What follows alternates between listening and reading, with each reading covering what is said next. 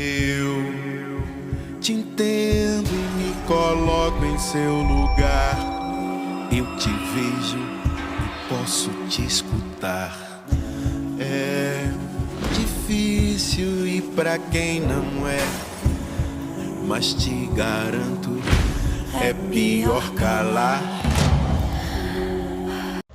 O movimento negro no Brasil surge ainda de forma precária e clandestina durante o período escravagista. Grandes personagens se insurgiram contra o sistema e impulsionaram o movimento. Dentre eles, um dos mais conhecidos é Zumbi dos Palmares, líder do Quilombo dos Palmares. Vale lembrar que os escravizados utilizavam-se da quilombagem, fuga para os quilombos e outros tipos de protestos, e bandoleirismo, guerrilha contra povoados e viajantes, para rebelar-se contra a escravidão. Ainda no mesmo período, o movimento liberal abolicionista passa a ganhar força, desenvolvendo a ideia de fim da escravidão e comércio de escravos. Como resultado, foi promulgada em 13 de maio de 1888 a Lei Áurea, encerrando o longo período escravagista. A população negra inicia então um novo desafio: a luta contra o preconceito e a desigualdade social. Após a abolição da escravatura, ao final do século XIX e durante uma grande parte do século XX, circulam jornais e revistas voltados aos negros. As publicações começam com o intuito de discutir a vida da população negra em geral e promover assuntos interessantes à época. Porém, esses periódicos acabaram se tornando meios de denúncias de atos praticados contra os negros, das dificuldades desse grupo no período pós-escravagista, da desigualdade social entre negros e brancos e das restrições sofridas em decorrência do preconceito racial. O agrupamento de todas as publicações passou a ser conhecido como Imprensa Negra Paulista. Dentro deste mesmo período, em 1931, é fundada a Frente Negra Brasileira. Este movimento viria-se a se transformar em partido político, extinto com os demais na criação do Estado Novo.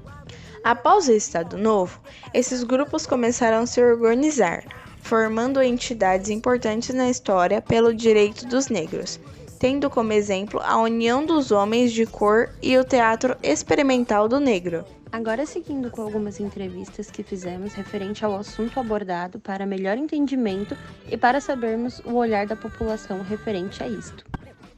Olá pessoal, tudo bom? Estamos aqui com mais uma entrevista com Celso da Costa Júnior, que trabalha na área de jornalismo. Então, Celso, você acredita que o racismo é algo que pode ser estudado dentro da escola? Por quê? Em primeiro lugar, Raul, é importante sim falar sobre o racismo nas escolas, né? Principalmente explicar a origem do racismo atual, né? Historicamente, porque ele existe, como passou a existir. Então, o racismo, né, de hoje, ele tem muita relação, total relação com a escravidão, né, dos negros africanos, né? Nem toda a escravidão na história foi, né, com pessoas negras, mas na história recente, aí dos últimos 500 anos, um pouco mais, aí pela primeira vez ela teve de uma maneira tão grande, né, uma diferenciação de cor, né? Então entender isso na escola, na minha opinião, é extremamente importante para que se compreenda o que ocorre nos dias atuais, apesar, obviamente, das mudanças que houveram durante os anos. Existem muitas pessoas ainda que acham que tem superioridade, né? Isso, então por isso que é importante a escola, né? Não a escola infundir digamos assim, trazer como se um grupo fosse melhor do que outro, né? Como se um grupo fosse coitadinho. Não, isso eu não acho bom, porque as pessoas negras são muito capazes, são inteligentes, têm aí grande potencial, né? Mas é explicar como ocorreu na história para não repetir os mesmos erros do passado. Exatamente. Então, a função da escola, da educação, nesse sentido, é muito importante, né? Fazer entender como as coisas ocorreram. Você concorda com as leis contra o racismo? Acha que ela muda alguma coisa? Que ajuda? Se elas forem bem estruturadas, se elas entenderem o contexto e se elas forem aplicadas, com certeza elas ajudam, né? Principalmente no que diz respeito à discriminação, né? Porque infelizmente ainda existe, né, muita gente que se acha superior e que, enfim, dissemina aí o racismo, né? Bom, vamos começar a entrevista aqui. Estou com o senhor e a primeira pergunta da entrevista é: você já sofreu racismo? Sim, já sofri, foi uma situação horrível. A próxima pergunta é: como você se sente em relação de sofrer racismo?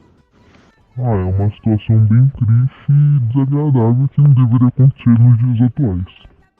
Você acha que algumas brincadeiras na verdade são racismo? Ou as pessoas fazem por brincadeira mesmo? Não dá pra generalizar, mas a maioria estão fazendo por brincadeira, mas tem pessoas muito preconceituosas que fazem pra ofender mesmo. Você já sofreu algum outro tipo de preconceito além do racismo? Já sofri xenofobia por conta do meu sotaque e também a marginalização de algumas pessoas pelo local onde resido não ser um local de alto padrão.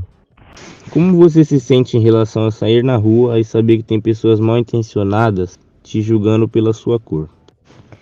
É bem desconfortável assim, mas é o que as pessoas pensam, né? E pessoas assim têm mente pequena e não aceitam outras opiniões. Na sua opinião, por que ainda existe racismo? Pois essas pessoas têm as ideias das pessoas do passado que discriminavam o valor de uma pessoa pela sua aparência, cor, nacionalidade e etc. Bom, vamos começar a entrevista. Estamos aqui com o senhor e vamos ver o posicionamento dele sobre o racismo. Você já presenciou o racismo de perto? Como foi? Já presenciei sim, é uma cena horrível, não desejo pra ninguém. Você acredita que o racismo é algo que deve ser estudado dentro da sala de aula? Por quê? Sim, pois eu acho que é desde pequeno que se aprende. Você concorda que as cotas raciais é uma lei que ajuda muito a população negra nas instituições públicas e privadas? Acho que sim, é uma medida de ação contra a desigualdade num sistema que privilegia um grupo racial em detrimento do outro. Por que o racismo ainda é muito frequente no nosso dia a dia? Porque as pessoas são muito intolerantes hoje em dia e não aceitam a opinião dos outros. Uns anos depois, nas décadas de 70 e 80, vários grupos são formados com o intuito de unir os jovens negros e denunciar o preconceito. Protestos e atos públicos das mais diversas formas passam a ser realizados, chamando a atenção da população e governo para o problema social, como a manifestação no Teatro Municipal de São Paulo, que resultaria na formação do Movimento Negro Unificado.